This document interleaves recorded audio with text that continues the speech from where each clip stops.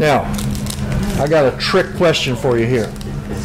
I hold in my hand a bag labeled celery seed whole. What do I have in my hand?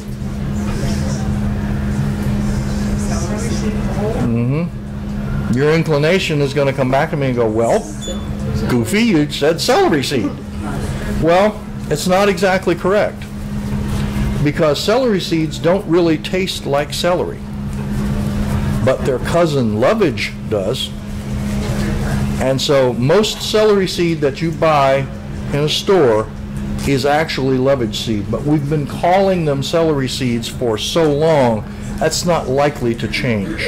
And occasionally what some of the purveyors will do is they'll take a handful of celery seeds and throw them into a 50-pound bag of lovage seeds and go, yeah, there's celery seeds in there.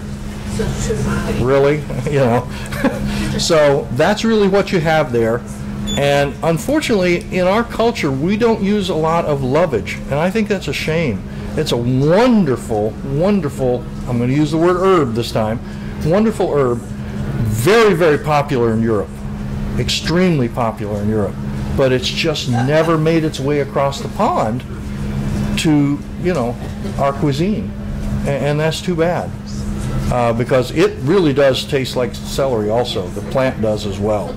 It just doesn't have that thick stalk.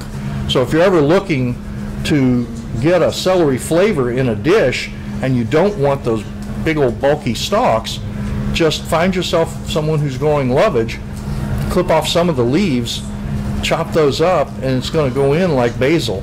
You're not even going to know it's there, but you're going to get that celery flavor. That's one of my favorite plants.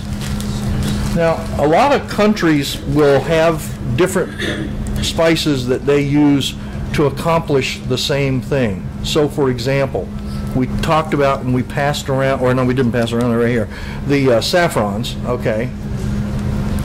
What's also used in India and this whole region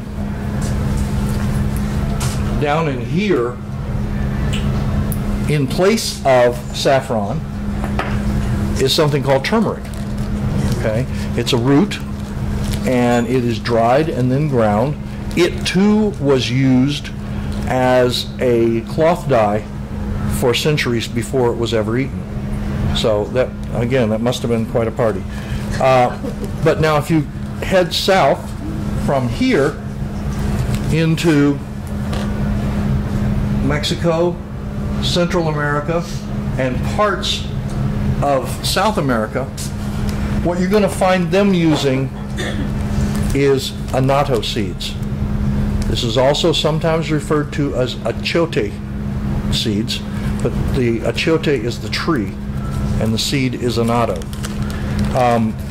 They will proof much like saffron does. They will give off a modest gold color. It's not as strong and it doesn't have as much flavor. But if you want to actually eat some, buy the Montgomery Inn potato chips that somebody puts out. I never can remember if it's Hussman or if it's Crippo. One of them does.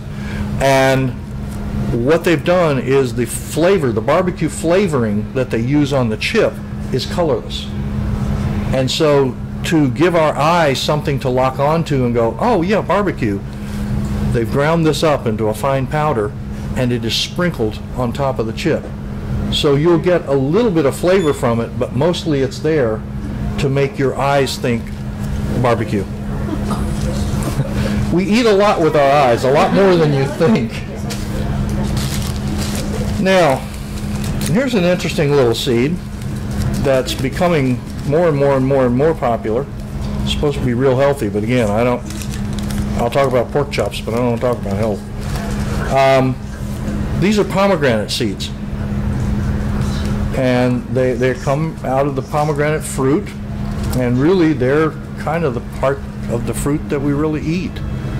The rest of it is what's called an aril, A-R-I-L, and that's just a mechanism that holds the seeds in place. And this is the old sunflower seed that again has had the hull removed.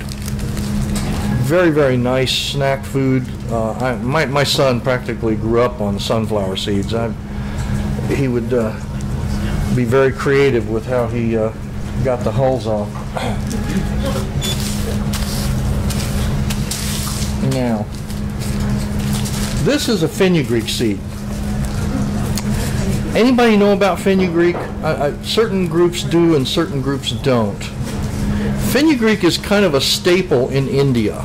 They do a lot with seeds down there. In fact, there is a mix called panchphoron, which is the Indian five spice. You know, we all know the Chinese five spice. That's been in our culture and in our cuisine for a long time now. But the Indian version of that is 5 seeds, and fenugreek being one of them. Fennel is another. Nigella, which we'll get to in a minute, is another. Mustard seed is another. And I'm totally forgetting the 5th seed. But these are interesting. They are now being introduced, and it's odd how some things come into our culture. I can promise you in 5 or 10 years, we'll be eating fenugreek seeds and think nothing of it. It's as if they've been there the whole time. The way this is being introduced to the American market is they discovered in first-time moms, if they were having problems developing breast milk, if they took capsules of fenugreek ground into a powder, suddenly things were better. And so I really do think that that's how this is going to wriggle its way into our culture and eventually get into the kitchen where we'll be eating it. Now that has very little very little aroma. It's a hard seed, so good luck on that. But this is the plant. I want to show you the comparison. The plant, we call it methi here. It is the fenugreek leaf, all right? But the Indian word for fenugreek is methi. So in order to differentiate between the seed and the plant, much like you do coriander and cilantro, same plant, we use methi to refer to this. This is so strong and so aromatic that when I sell it to folks, I will usually double bag it and then tell them when they get home, find a glass jar, drop it in the glass jar, and close the lid tightly. Otherwise, the smell of this is what your Wheaties are going to taste like. It loves embracing its neighbors. It's very strong. But it's a wonderful, warm, nutty aroma and flavor that is just very, very good. And so that is quite common in India and Pakistan in their cuisines, but you rarely find it in our culture and in our cuisine. But I love it. It's especially good on vegetable dishes. And I keep saying that some winter, when I have just copious amounts of spare time, that there is a wonderful savory pot pie just dying to come out of that methi leaf. That just, oh, it's so wonderful. Now here's one you might not think about. This is actually a seed, but it's called a nut. Okay, pine nuts. Believe it or not, these things come out of pine cones. It took me forever to realize that. I thought, gee, I wonder where pine nuts come from. Duh. You know, and I'm looking at the tree thinking, oh, maybe it's under this leaf thing here. But it's actually what grows between those leaflets that are on a pine cone. And so it takes a lot of time and effort to pick these, which is why they are so expensive. Again, it's kind of like saffron. You put a lot of time into something, well, you're going to pay for that. And unfortunately, that happens with pine nuts, which is a real shame because I just love them. They're delicious. But that's pine nut. Now, to bring us around full circle and back to the flower again, this is Nigella. Who knows Nigella? One person. All right. Do you know Nigella Lawson? Yeah. Okay, there you go. Nigella Lawson is the English chef that, if you listen to NPR any at all, you would think she's the only chef alive because it's the only one they call and ask questions. I think they just like her cute English accent. But she is quite a chef, and she was named for this seed, okay? If you plant this, the flower that will come up is called Love in the Mist.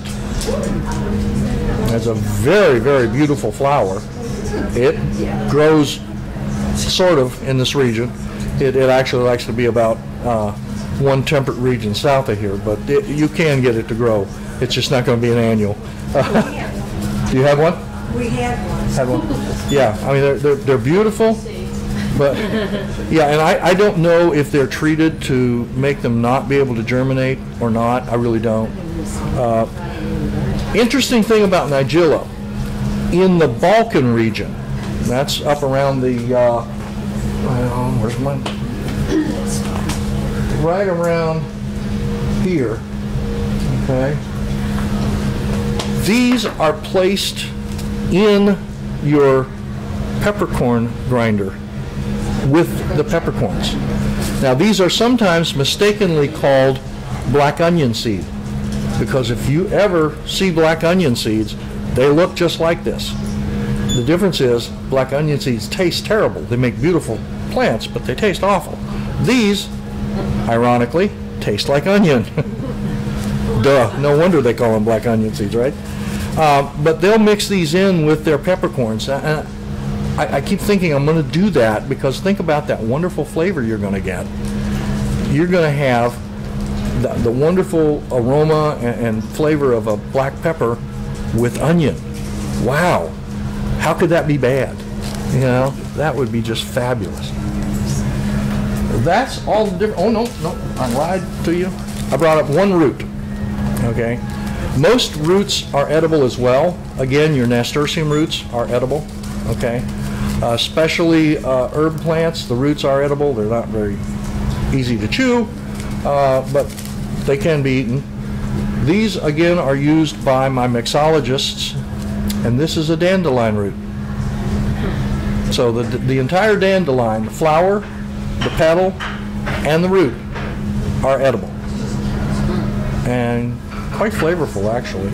So this, we keep it around because our mixologists come in and ask for it. So with that, who's got questions? Now's the best opportunity you've had all week. What would they use this in? I'm sorry? What would they use this instead? It again is a decoction, something to, they're going to put that in a liquid, infuse it into a liquid, and then use that as a tincture or with a mixed drink. Yeah. I'm not sure if any of my brewmasters are using that, but what that does, you start thinking about, gosh, why are they using that?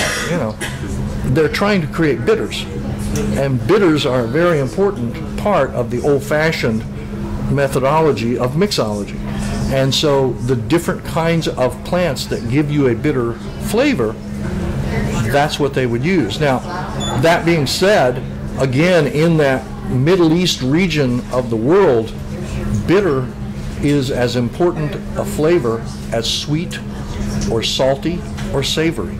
So that's an important part of how they put their meals together. And over there, that would probably be used in a savory form with some type of meat sauce or something like that. So, real interesting way of cooking. The more I learn about that, the more fascinating it becomes. Are there any other questions? Oh my goodness. Well,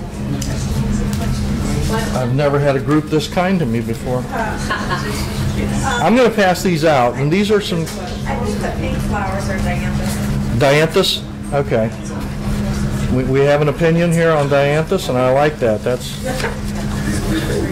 That way I know I'll live to see tomorrow.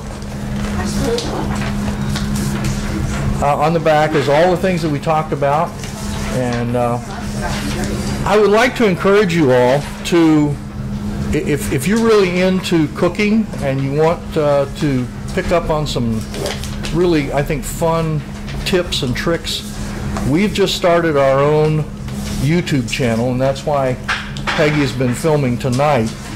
This will appear on YouTube, so all of you that are, undercover, your cover's been blown. But we are dedicated to making the YouTube channel appealing to everybody. There will be things of interest, I think, to you, whether you're a novice or whether you're someone who's been cooking all your life. Hopefully you'll find something of interest, and that just simply go to YouTube and search on Colonel D, and it will come up. Also, our website is coloneld.com, and I believe that's on your handout. I hope it is. And there you will find an encyclopedia of roughly 100 herbs and spices and so on. And then for those who are truly adventurous, really just want to jump out there, this is the Colonel's new cookbook.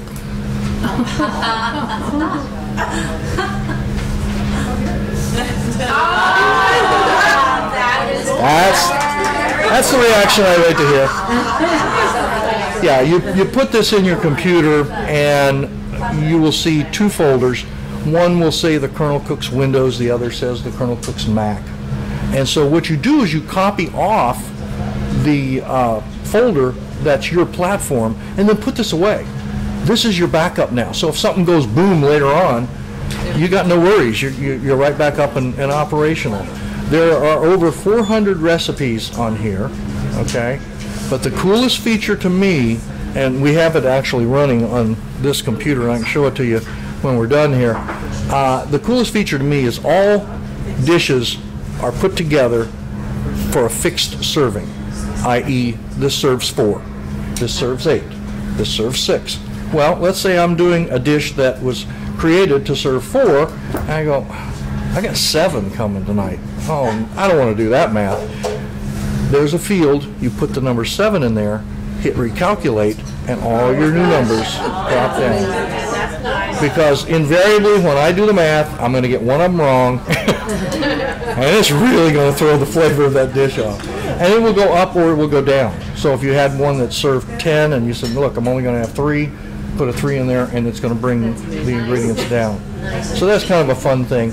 You can put your own recipes in there, and once you do, they become part of the search and sort mechanism that's built into the cookbook, and it makes it real easy to keep up with all of your recipes and all your cooking treasures that are on those little bitty pieces of paper that are about to fall apart.